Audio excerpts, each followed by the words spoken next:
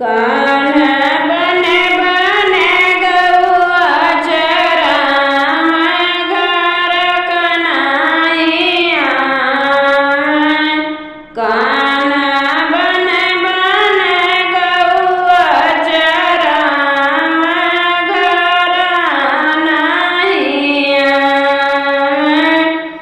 घर के जेवानवन के मनउन भावे हो।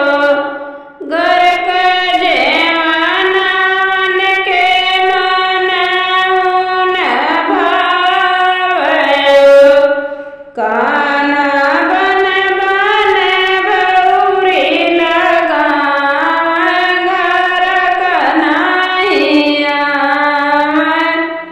कान्हा बने बने गौरी लगावे घर कन्हैया। कान्हा बने बने गौआ चरावे घर कन्हैया। घर के घायलों के मनउन भावे हो। घर के घायलों के मनउन भावे हो। कान्हा बने बने घैला भरावे घर कन्हैया। कान्हा बने बने घैला भरावे घर कन्हैया।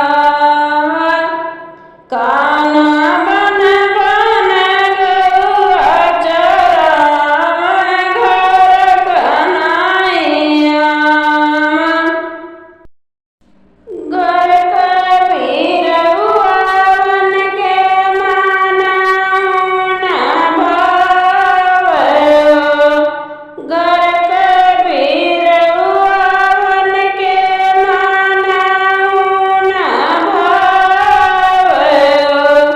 कान्हा बने बने करई बसावे घर कन्हैया।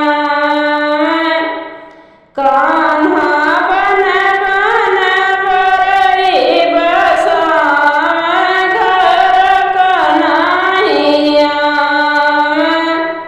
कान्हा बने बने गौआ चरावे घर कन्हैया।